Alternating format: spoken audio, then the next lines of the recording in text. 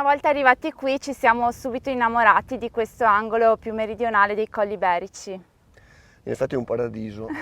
Ci fai vedere un po' il vigneto di Merlot? Certo, andiamo subito. Dai, ti seguo.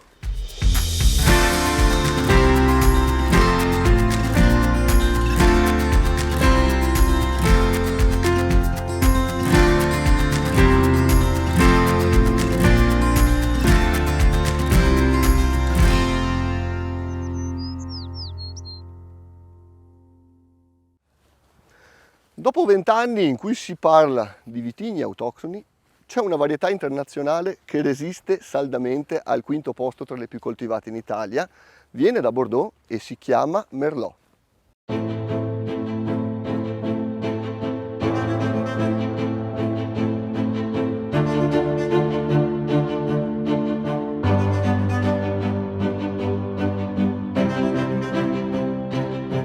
Negli habitat pianeggianti questo vitigno cresceva e cresce vigoroso e rigoglioso, ma è con la salita sui colli che abbiamo compreso appieno tutto il potenziale di questo vitigno qui.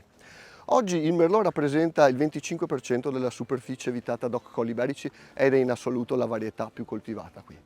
E adesso seguitemi perché andiamo insieme a conoscere un paio di produttori che amano questo vitigno.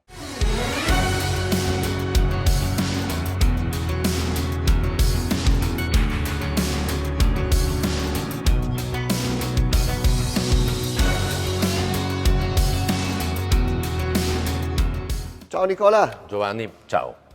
Ciao!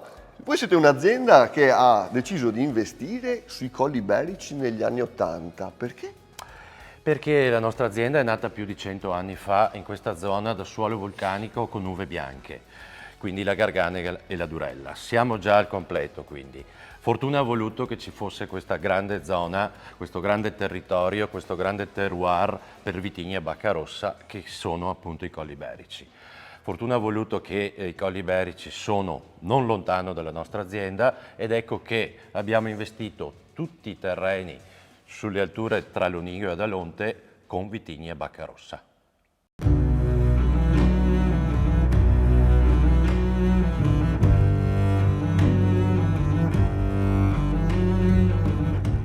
Questo vitigno nasce da un incrocio tra il Cabernet Franc, un vitigno abbastanza celebre, e un altro vitigno a bacca nera, la Magdalene Noir de Charente. È un vitigno che ha una capacità di adattamento incredibile e che qui sui Iberici però è arrivato un po' di tempo dopo rispetto ai Cabernet. E adesso capiremo perché.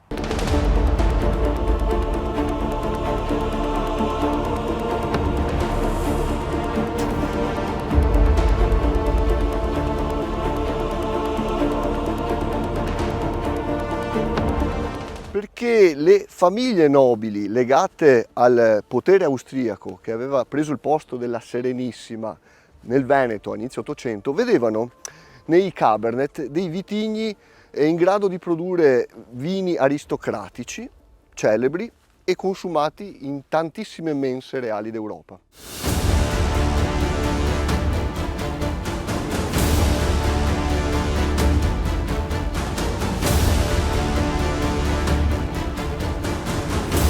Questi nobili piantarono i Cabernet nei versanti collinari meglio esposti.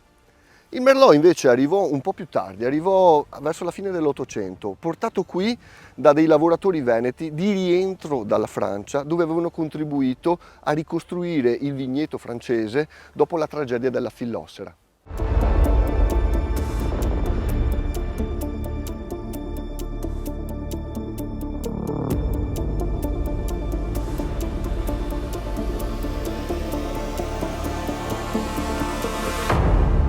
Voi eravate molto conosciuti per i vostri Thai rosso, però ultimamente state avendo dei grandi risultati con il Merlot in purezza. Con il Merlot in purezza perché ne fate due se non sbaglio.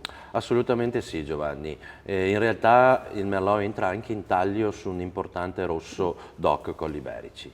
I nostri due Merlot sono comunque in purezza e sono due vini meravigliosi che ci stanno dando grandissime soddisfazioni sia dal punto di vista della critica che del pubblico. E giusto appunto oggi siamo seduti su queste barricche di rover francese dove i nostri grandi Merlot dei Colli Iberici maturano e si affinano per almeno 18 mesi.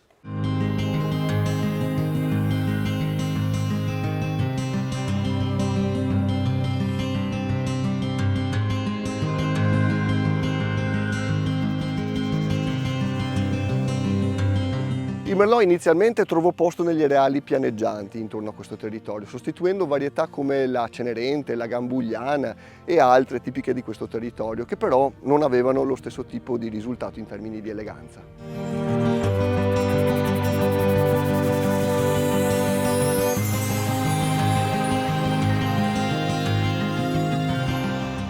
In passato il Merlot era considerato un po' il vino del popolo, mentre i Cabernet erano i vini degli aristocratici. E oggi? Oggi le cose stanno finalmente cambiando. Il Merlot era considerato infatti un vino anche da taglio qui da noi in Veneto. Adesso invece alcune etichette tra le più costose d'Italia lo vanno a confermare. Il Merlot sta diventando un vino rosso molto importante. Sui Colli Iberici lo abbiamo tirato su dalla pianura, lo abbiamo messo in collina, abbiamo fatto viticoltura di qualità ed abbiamo ottenuto un grande rosso come struttura, colore e longevità, un grande rosso internazionale da grande invecchiamento. Secondo te, rispetto ai parenti Cabernet, il Merlot come si esprime dal punto di vista delle caratteristiche gustative? Il Merlot, se vogliamo, ha un grado di austerità inferiore al Cabernet. Di contro però è un vino molto piacevole, ampio, note di frutta rossa, frutta nera matura e poi la cioccolata e il cacao che sono dei descrittori fondamentali del Merlot. In bocca è un vino ampio e i tannini del Merlot sono veramente dolci, morbidi, rotondi e piacevolissimi.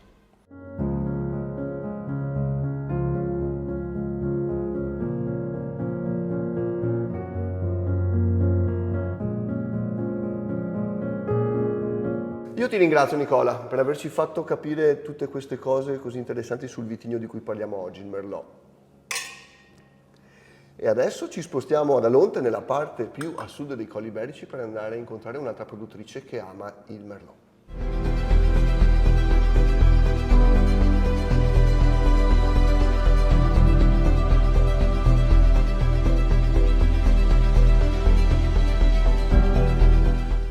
Ciao Elisabetta. Ciao Giovanni, è un piacere incontrarti. Anche per me. Nella nostra puntata di oggi stiamo parlando di Merlot, però prima di entrare nel tema mi piacerebbe che ci raccontassi quando siete arrivati qui su Colli Iberici, perché e cosa vi ha spinto a inventarvi i viticoltori. Guarda, il nostro è un arrivo piuttosto recente qui sui Colli Iberici, siamo arrivati circa 6 anni fa e abbiamo scelto di dedicarci all'attività vitivinicola, in particolar modo per volontà di mio padre, che è sempre stato un grande appassionato del mondo del vino. E una volta arrivati qui ci siamo subito innamorati di questo angolo più meridionale dei Colli Iberici.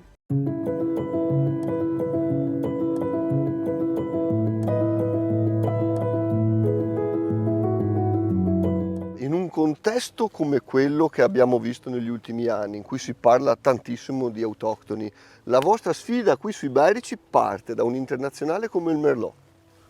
Come mai? Sì. Beh, noi crediamo moltissimo nel potenziale di questo vitigno e in particolar modo di come si esprime in questa area, che appunto è quella più a sud dei Colli Iberici e anche quella più calda e più vocata proprio per il Merlot. E per i vini rossi in generale, mi verrebbe da dire. Esatto.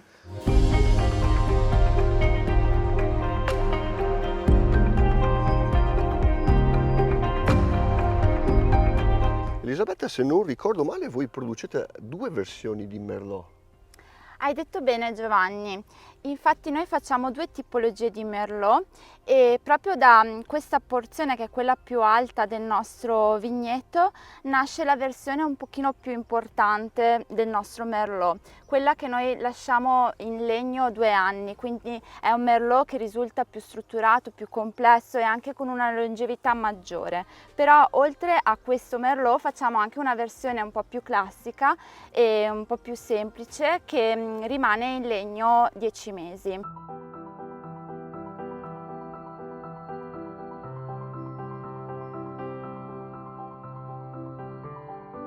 Spesso il Merlot viene assemblato, tagliato con altri vini rossi. Voi invece credete nel Merlot in purezza? Sì, noi crediamo molto nel Merlot in purezza. Volendo noi avremmo anche delle altre uve a bacca rossa, però troviamo che anche semplicemente così da solo sia eccezionale per la sua morbidezza e si esprime in questo modo così vellutato e profondo, per cui riteniamo che espresso in purezza abbia il suo perché.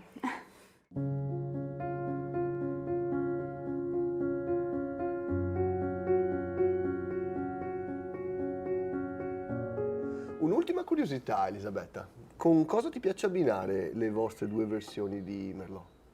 Allora, sicuramente entrambi stanno molto bene con i piatti a base di carne, però sceglierei abbinamenti diversi. Il Merlot classico, più semplice, sta molto bene con la classica grigliata tra amici, quindi comunque carne anche più semplice, mentre il Merlot un po' più importante e strutturato lo abbinerei a dei piatti dalle cotture più lunghe, dai sapori un po' più importanti, ad esempio brasati, selvaggina.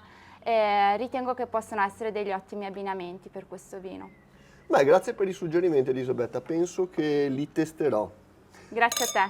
Ti ringrazio per averci raccontato del tuo amore per i Merlot e do appuntamento ai nostri amici che ci seguono da casa alla prossima settimana. Ciao! I know why I'm alone. Mistakes that I've made have burned this hole. I pray for a redemption to heal.